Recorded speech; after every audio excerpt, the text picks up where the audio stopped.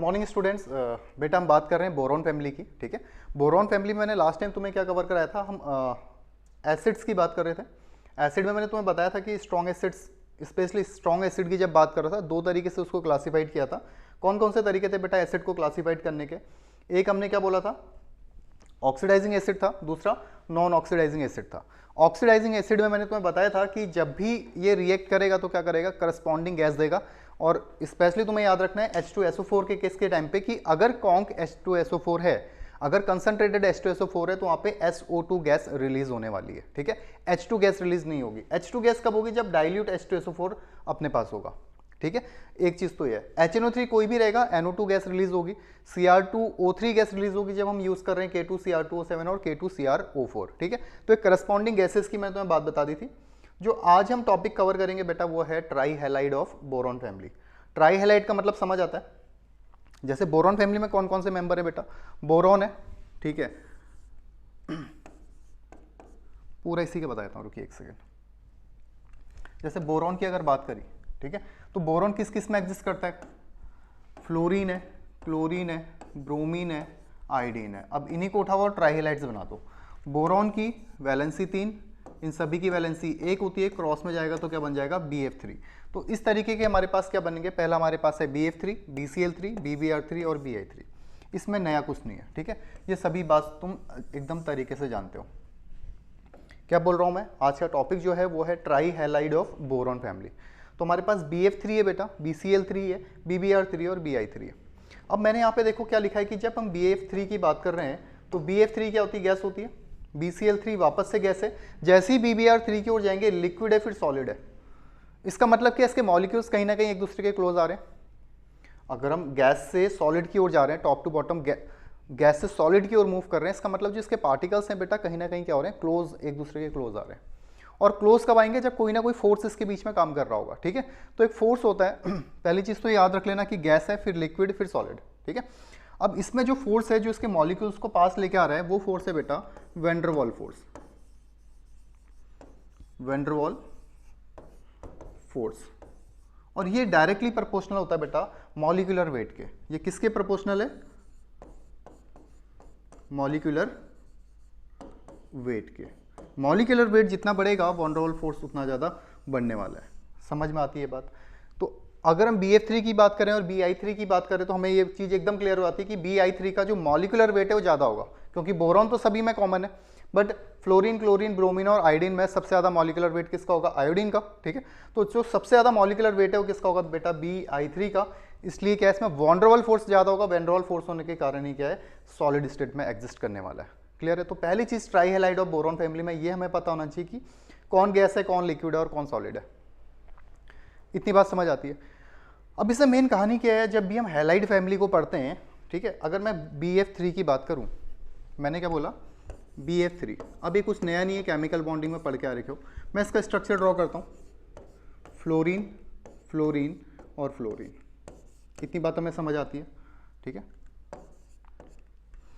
अब देखो बेटा यहां अगर बोरॉन को देखोगे, बोरॉन के पास 2 इलेक्ट्रॉन यहां से आ रहे हैं इस बॉन्ड से, 2 इलेक्ट्रॉन इस बॉन्ड से आ रहे हैं और 2 इलेक्ट्रॉन इस बॉन्ड से आ रहे हैं। मतलब बोरॉन के पास टोटल कितने इलेक्ट्रॉन्स हैं? 6 इलेक्ट्रॉन हैं। इसका मतलब क्या है? दो टाइप के पढ़े थे, हाइपर और हाइपो।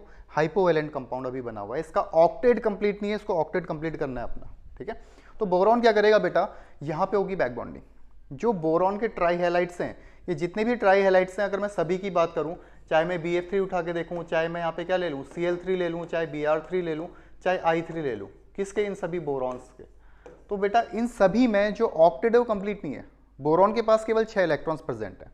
ठीक है, तो ये क्या करता है? अपने ऑक्टेट को कंप्लीट करने के लिए 2 स्टेप फॉलो करता है। या तो डाइमराइज होगा, ठीक है, और अगर डाइमराइज नहीं है तो कहीं ना कहीं इसमें बैक बॉन्डिंग का केस सामने आने वाला है।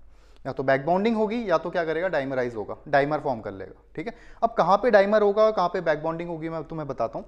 पहली चीज मैं क्या बोल रहा हूँ, ये अपने ऑक्टेट को कंप्लीट करने के लिए क्या कर रहा है बेटा? अपने ऑक्टेट को कंप्लीट करने के लिए तो क्या करेगा? बैक बॉन्डिंग करेगा। बैक बॉन्डिंग ये मैंने तुम्हें बताया केमिकल बॉन्डिंग के अंदर। ठीक है, या तो बैक बॉन्डिंग होगी या होगा बेटा यहाँ पे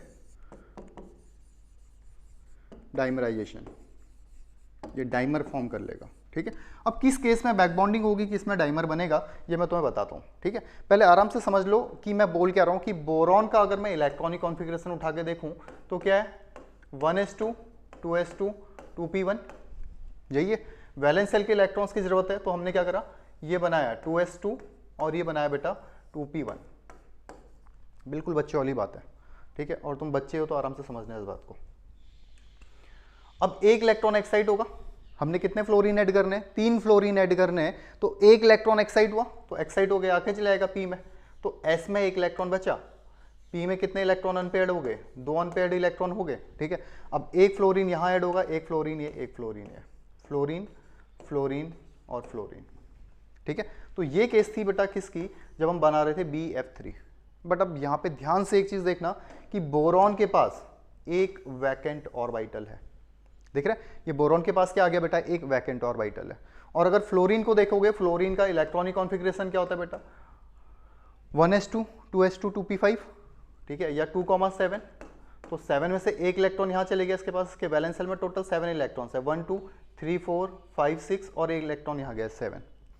तो फ्लोरीन के पास बॉन्ड बनाने के बाद भी 3 लोन पेयर्स प्रेजेंट है, जबकि बोरॉन अभी भी लड़ाई कर रहा है अपने ऑक्टेट को कंप्लीट करने के लिए, अभी भी इसका ऑक्टेट कंप्लीट नहीं है। तो क्या करेगा बोरॉन, ये जो वैकेंट ऑर्बिटल है बोरॉन के पास, फ्लोरीन इसमें क्या करेगा, अपने इलेक्ट्रॉन्स को दे देगा इस तरीके से कोऑर्डिनेट बॉन्ड के थ्रू।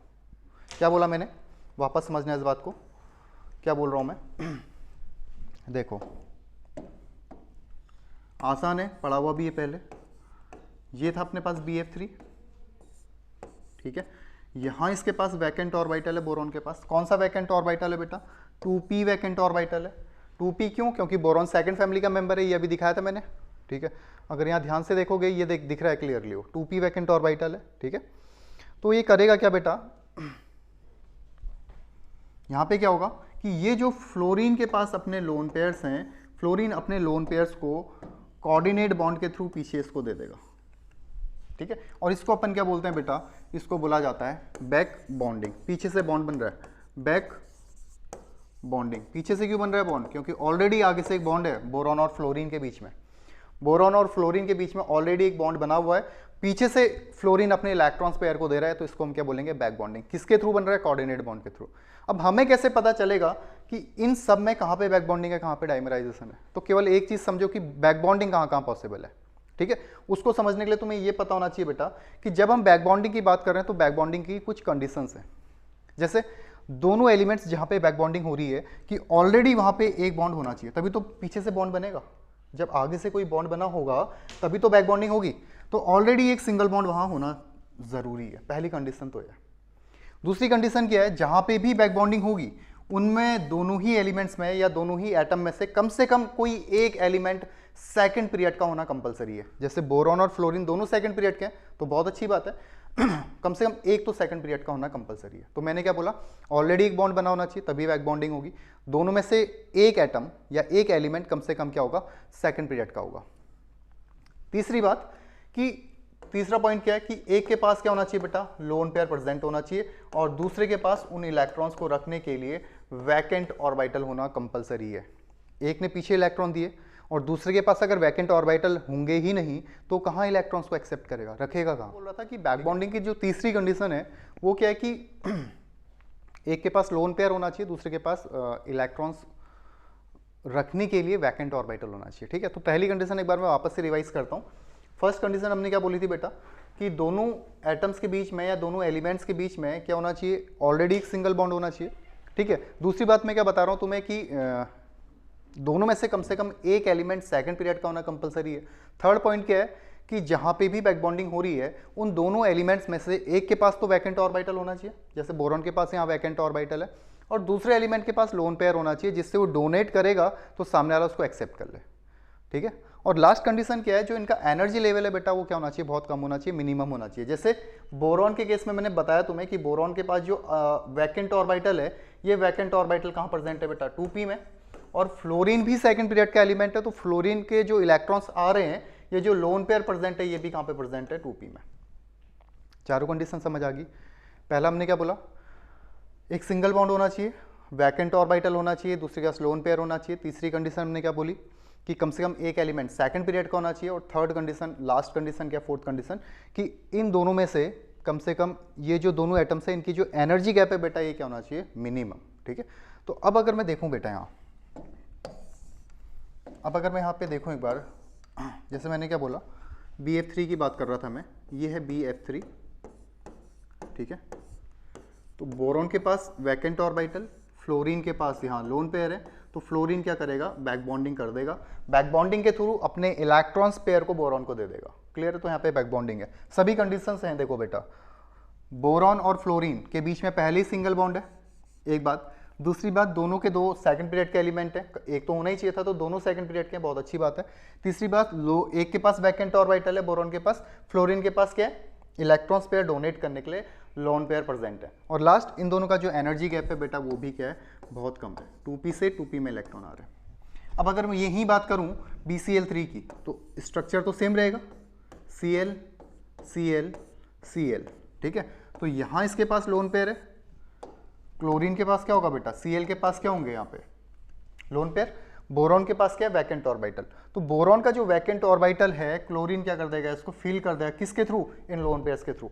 तो बोरॉन के पास टोटल कितने इलेक्ट्रॉन हो गए बेटा, 2 इलेक्ट्रॉन ये आए, 2 इलेक्ट्रॉन ये, 2 इलेक्ट्रॉन है 6, और 2 इलेक्ट्रॉन यहाँ बैक बॉन्डिंग के थ्रू आ गए, तो इसका हो गया ऑक्टेट कंप्लीट। और यही तो हमने करना था, ऑक्टेट ही तो कंप्लीट करना था। ठीक है, तो इसका ऑक्टेट कंप्लीट हो गया।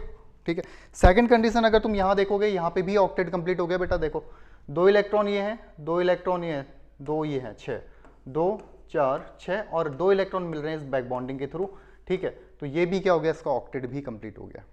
अब देखो, ये तो 2 के 2 सेकंड पीरियड के एलिमेंट थे, यहाँ पे ये जो क्लोरीन है ये थर्ड पीरियड का एलिमेंट है, बट जो बोरॉन है ये सेकंड पीरियड का है, कम से कम एक सेकंड पीरियड का होना चाहिए। ऑलरेडी एक सिंगल बॉन्ड बना हुआ है, एक के पास लोन पेयर, एक के पास वैकेंट ऑर्बिटल है। और जो चौथी मेन कंडीशन है कि इनका जो एनर्जी गैप है बेटा वो मिनिमम होना चाहिए। ठीक है, तो बोरॉन के वैकेंट ऑर्बिटल कौन सा है, 2p, जबकि Cl का क्या है बेटा, 3p। तो 3p से 2p में इलेक्ट्रॉन्स आ सकते हैं, समझ गए। बट अब मैं अगर इसके बाद वाला एलिमेंट देखूं,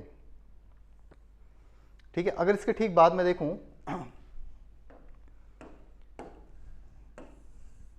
Br और Br, देखो बोरॉन के पास वैकेंट ऑर्बिटल,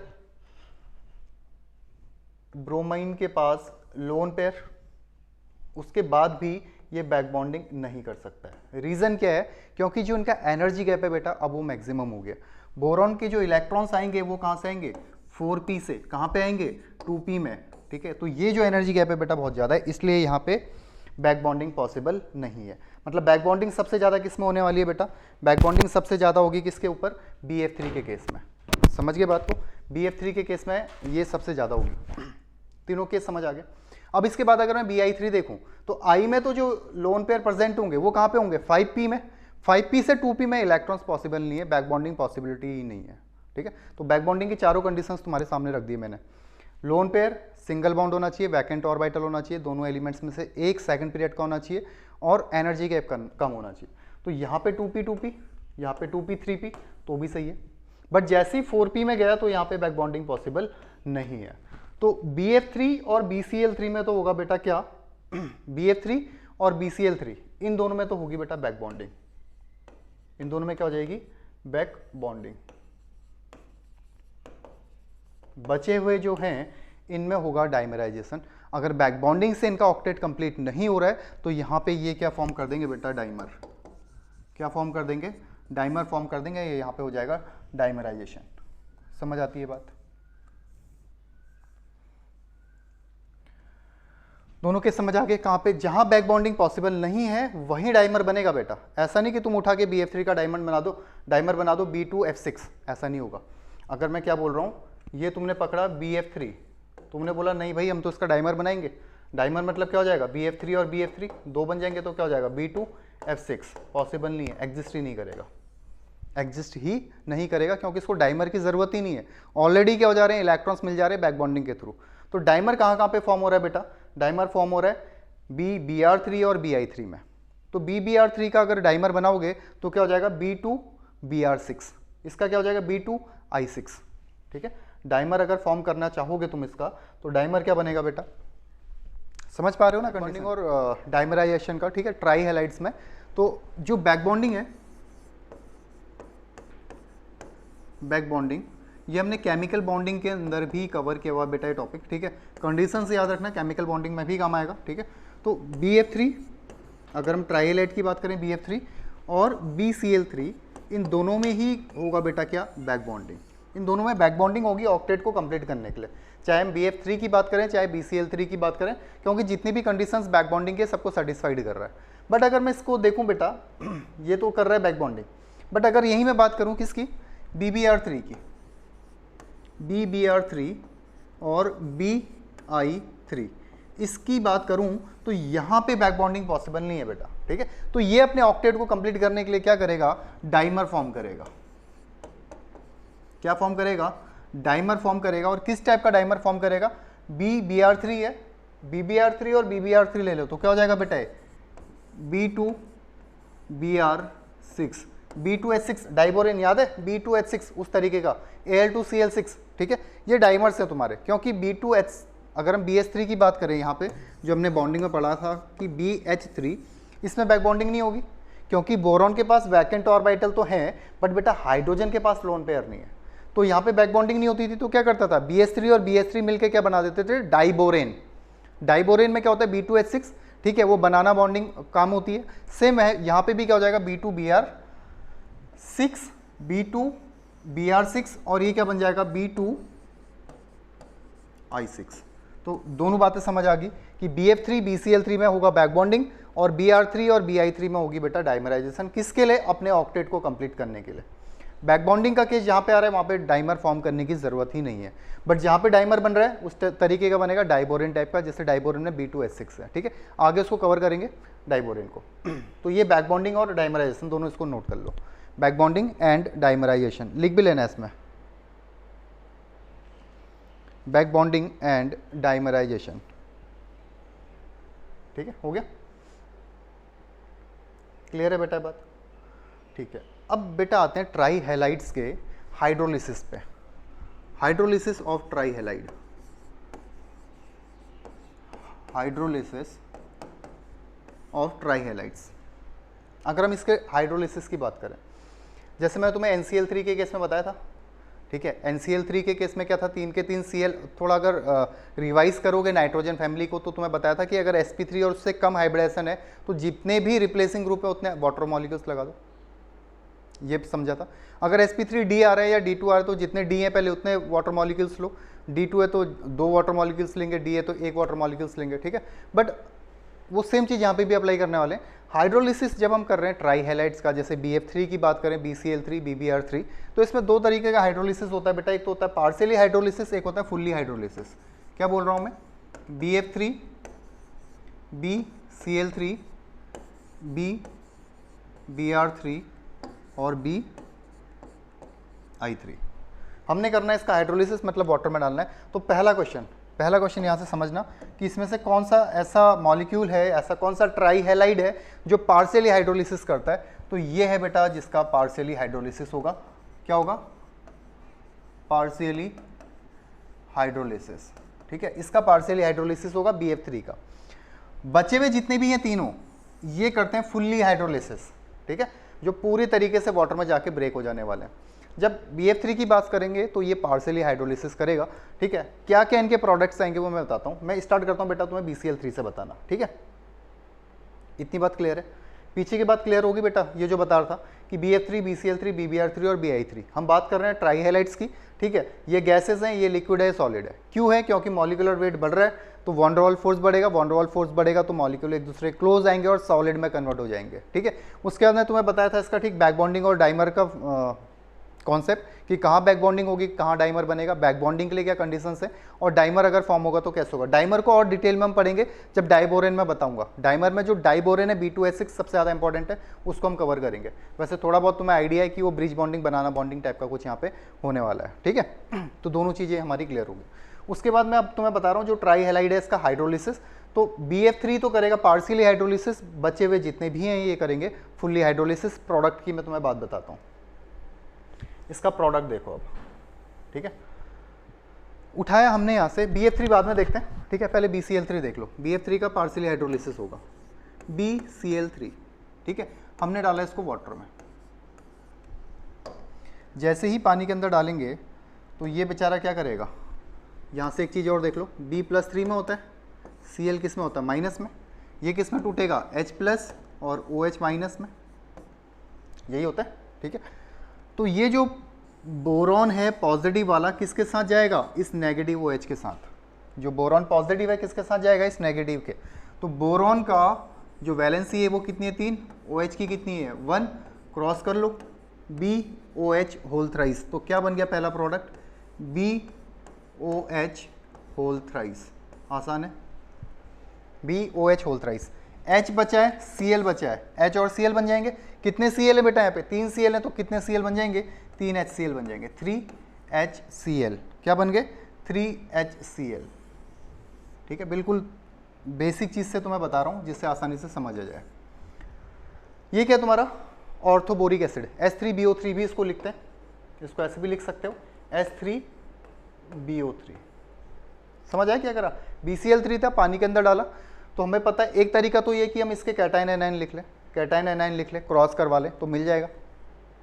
दूसरा तरीका एक और है, अगर हम इसको देखें इस तरीके से, थोड़ा और अगर तरीके से देखना चाहोगे इसको, तो हमने क्या बोला बेटा, ये है BCl, Cl और Cl, ये नाइट्रोजन फैमिली मैंने तुम्हें बताया था।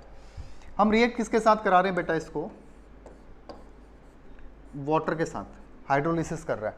वाटर के पास लोन पेयर प्रेजेंट होते हैं, बोरॉन के पास क्या है, वैकेंट ऑर्बिटल है, ठीक है। तो ये जो O है ये अटैक किसको करेगा, बोरॉन को।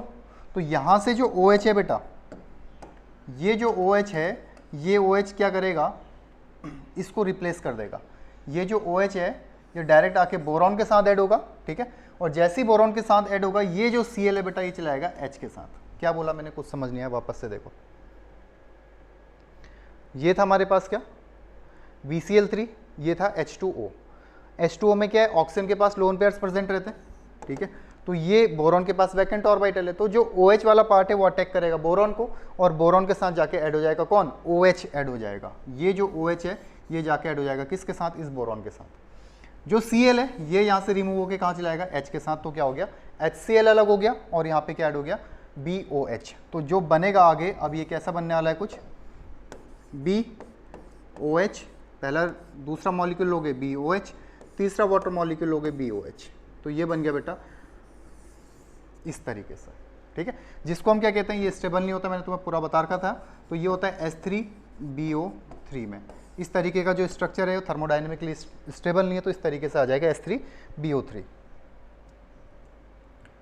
समझ पाए ये कहानी पूरी कि हाइड्रोलिसिस में हुआ क्या। BCl3 का जब हाइड्रोलिसिस होगा तो तुम्हें मिलेगा ऑर्थोबोरिक एसिड H3BO3 या BOH whole thrice plus 3HCl। Clear है। दूसरा केस यहाँ पे ही देखना, यहीं अगर मैं बात करूं इसकी, दूसरा केस उठा के देखते हैं, Bi3,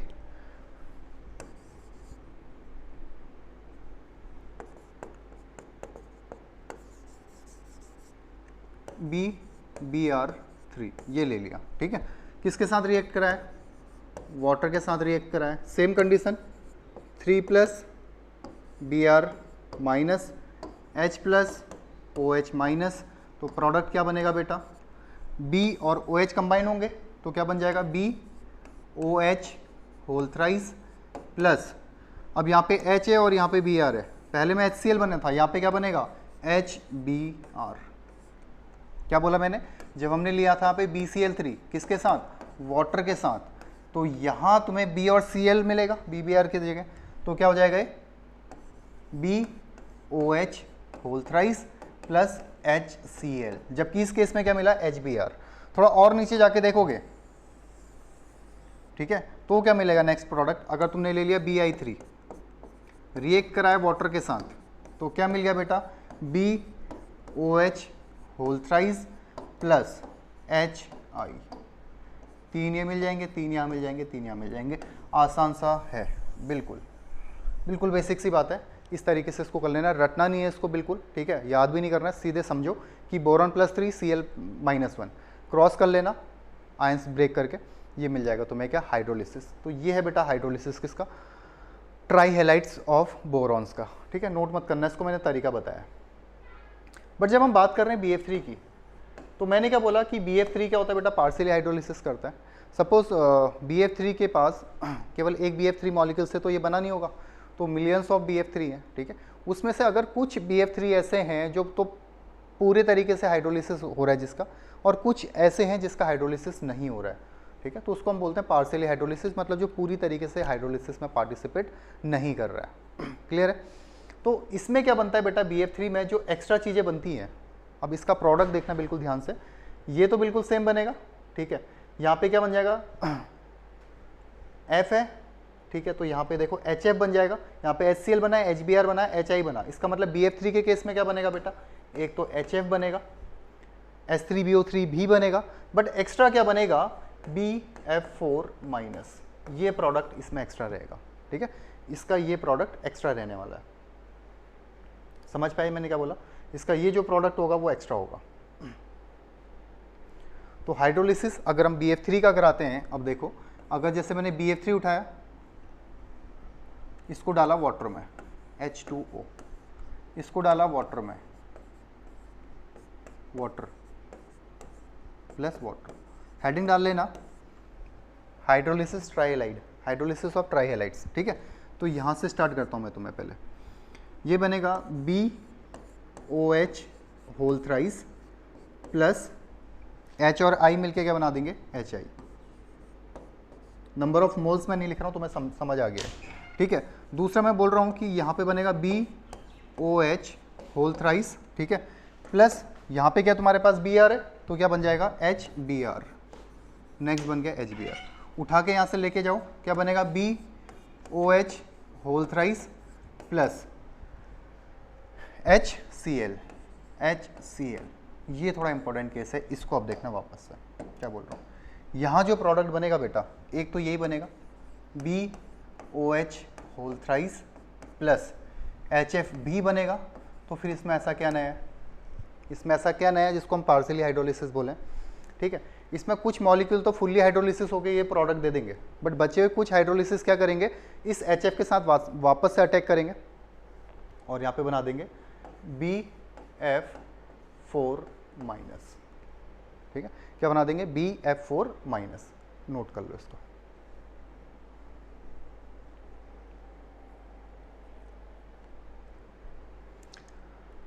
समझ आ गई बात है? तो ये थोड़ा इंपॉर्टेंट पॉइंट है, देख लेना इसको, partially hydrolysis off fully hydrolysis, partially hydrolysis भी हो गया तुम्हारा, और ये हो गया बेटा तुम्हारा फुल्ली हाइड्रोलिसिस, तो ये याद रखना हमेशा। क्लियर है? ट्राइहेलाइड समझ आ गया, बैक बॉन्डिंग, डाइमराइजेशन, हाइड्रोलिसिस, ये प्रोडक्ट जो हैं, एक याद रखना है कि HF अगर BF3 है तो यहाँ पे BF4 माइनस बनेगा, ठीक है। क्या बोला मैंने कि जितने BF हैं, BF3 जितने हैं, जितने बोरॉन ट्राइफ्लोराइड हैं, उन्होंने हाइड्रोलिसिस करा, हाइड्रोलिसिस करके ये प्रोडक्ट मिला, ये तो हमें समझ आ गया। बट कुछ BF3 ऐसे होंगे बेटा जो हाइड्रोलिसिस नहीं कर रहे, क्योंकि पार्शियली हाइड्रोलिसिस का मतलब ये नहीं है कि सबके सब मॉलिक्यूल्स हाइड्रोलिसिस में पार्टिसिपेट करेंगे, कुछ मॉलिक्यूल्स ऐसे होंगे जो हाइड्रोलिसिस नहीं करेंगे, तो वो क्या करेगा बेटा, वो BF3 क्या करेंगे, एक F को अट्रैक्ट करेंगे और बना देंगे BF4।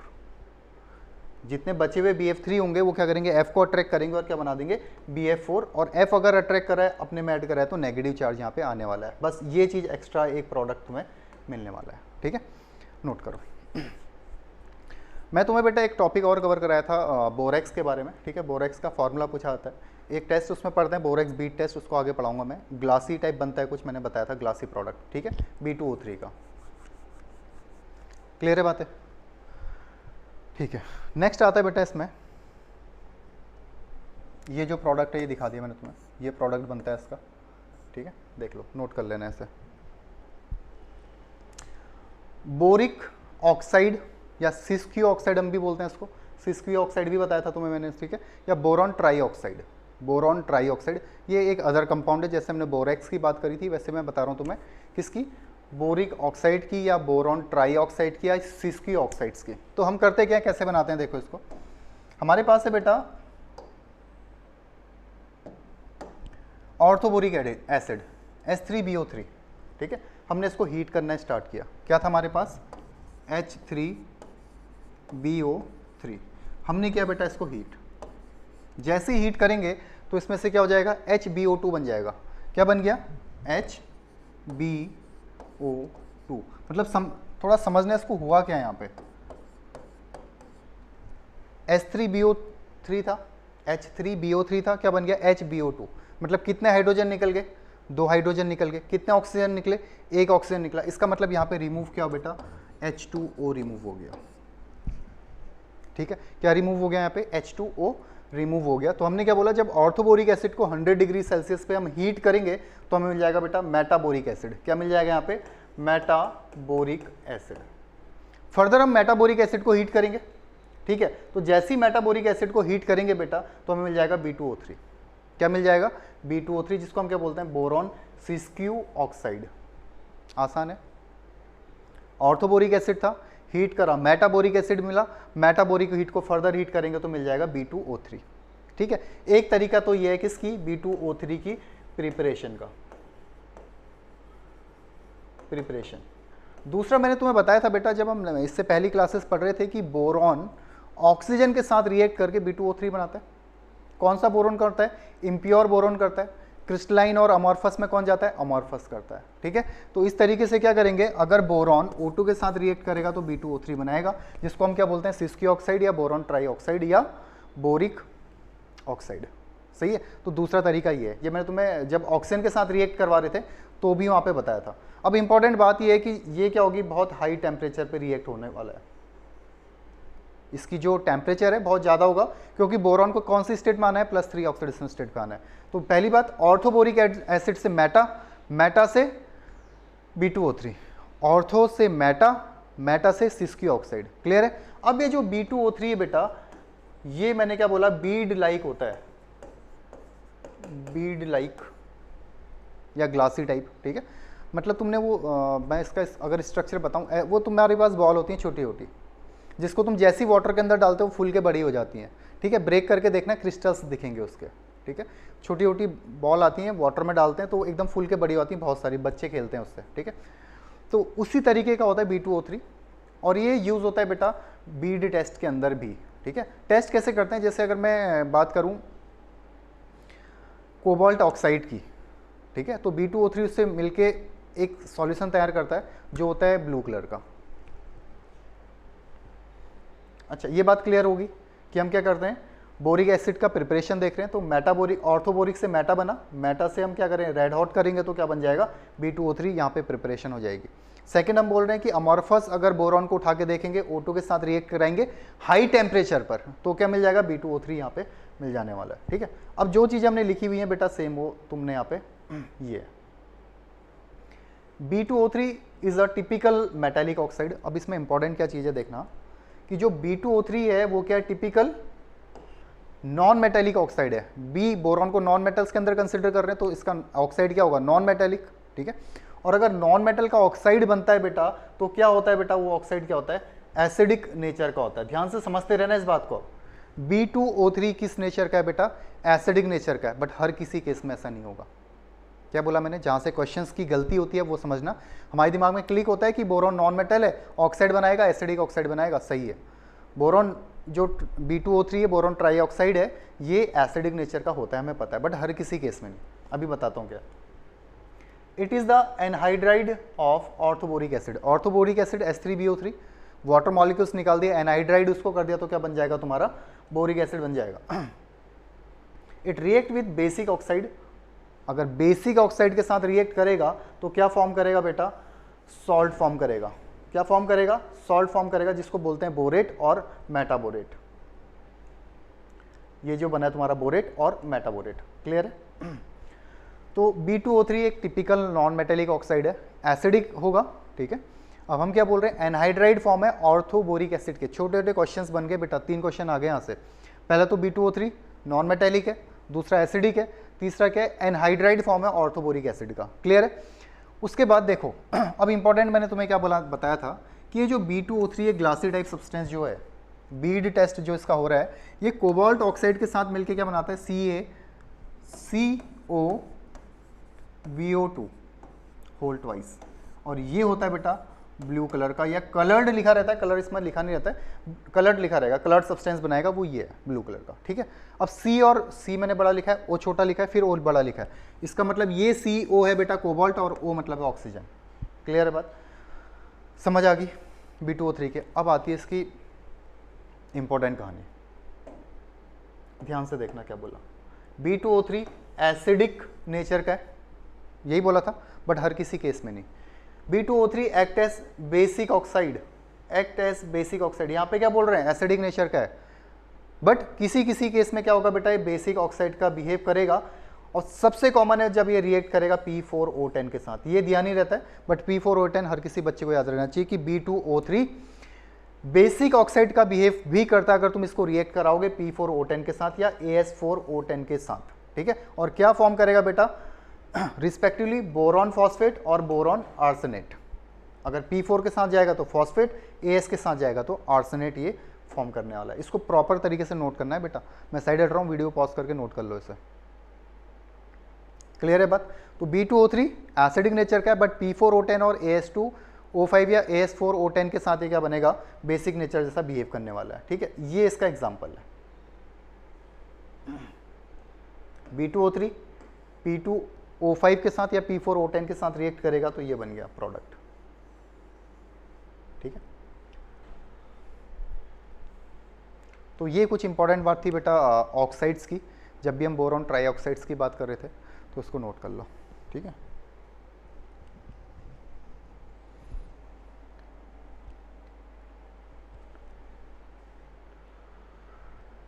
अब जाते जाते तुम्हें इस क्लास का एक चीज़ और बता देता हूँ जहाँ से क्वेश्चन बनते हैं। ये है बोरॉन, ठीक है।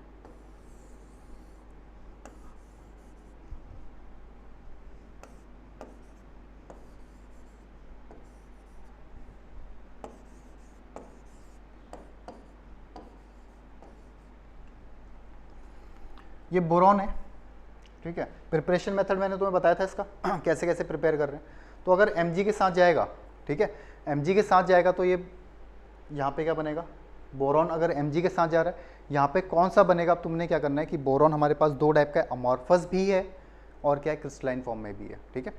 B2O3 की हम बात कर रहे हैं कि अगर हम इसको मैंने तुम्हें लास्ट टाइम एक चीज़ बताई थी बेटा, पूरी एक रिएक्शन थी कि B2O3 को हम रिडक्शन करवाते हैं किसके साथ, Na, Mg और K के साथ। किसके साथ, Na, Mg और K के साथ। तो हमें क्या मिल जाता है यहाँ पे, बोरॉन मिल जाता है। फिर ये भी बताया था कि ये इम्प्योर रहता है, 95 से 98% तक की इसकी प्योरिटी रहती है। 95 से 98% तक की इसकी प्योरिटी रहती है। एक बार इसको पीछे पलट के देख लो अपने नोट्स में, ठीक है। B2O3 को हम रिएक्ट करवा रहे हैं या रिडक्शन करवा रहे हैं Mg के साथ, पोटेशियम के साथ या सोडियम के साथ। एक सेकंड देखो इसको, Mg नोट्स अपने पलट के देख लो, ठीक है। हो गया, देख लिया। तो ये जो बनता है बेटा,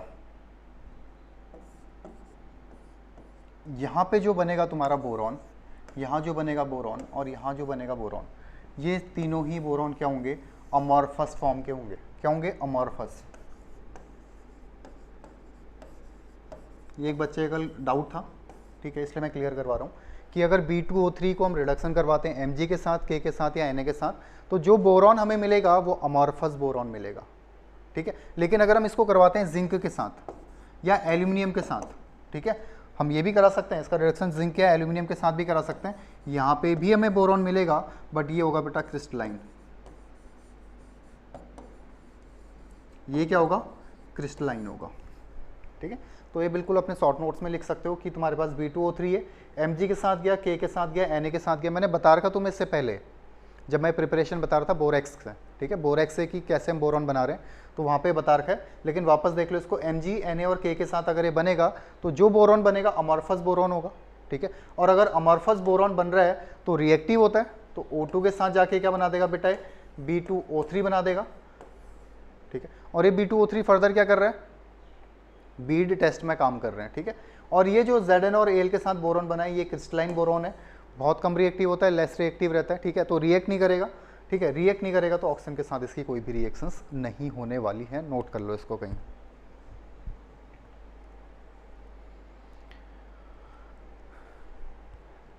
हो गया, एक ही पेज में लिख लेना है इसको, ठीक है, इन दोनों रिएक्शंस को एक पेज में लिखना।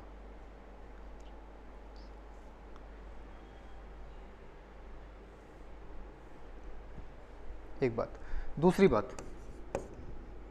अगर हम बोरॉन को रिएक्ट कराते हैं कार्बन के साथ तो हमें मिलता है B4C, boron carbide, boron carbide, very very important, boron carbide.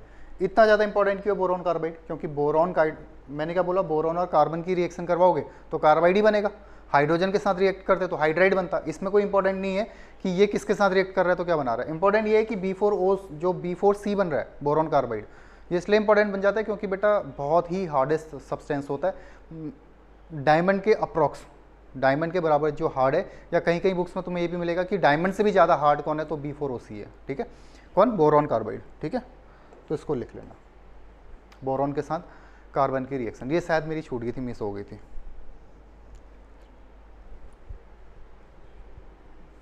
हो गया। तो ये हो गया बेटा तुम्हारा क्या, बोरॉन फैमिली की जो मेन रिएक्शंस थी वो पूरा कंप्लीट हो गया, ठीक है। ये बनाता है B2S3 अगर सल्फर के साथ जाएगा, ये मैंने बता रखा है, बहुत गंदी स्मेल इसकी होती है B2S3 की, ये मैंने बताया हुआ है।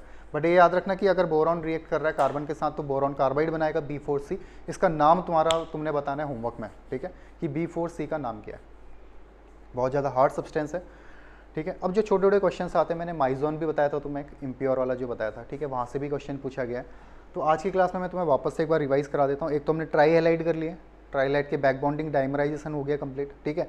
उसके बाद मैंने दूसरी चीज़ तुम्हें बताई थी ट्राई हैलाइड्स का हाइड्रोलिसिस। तो हाइड्रोलिसिस में BF3 क्या है, अकेला ऐसा केस है जिसका पार्शियली हाइड्रोलिसिस होगा और एक एक्स्ट्रा प्रोडक्ट उसमें मिलेगा BF4-, बाकी सभी में H3BO3 प्लस अगर HF है, HCl है, HBr है, HI है, डिपेंड करता है FCl-Br में तुम क्या ले रहे हो, ठीक है। तो ये चीज़ तुम्हारी होगी। फिर B2O3 हमने ले लिया कि हम कैसे उसको प्रिपेयर करेंगे, मैटा से जो ऑर्थो है उससे मैटा बना रहे हैं, मैटा से सिस्क्यू बना रहे हैं, या दूसरा तरीका क्या है कि अमॉर्फस बोरॉन को उठा रहे हैं और उसको रिएक्ट करवा रहे हैं ऑक्सीजन के साथ, तो क्या बन जाएगा B2O3। क्लियर है बात, ठीक है बेटा, इतना करो, मिलते हैं नेक्स्ट क्लास में, चलो बाय।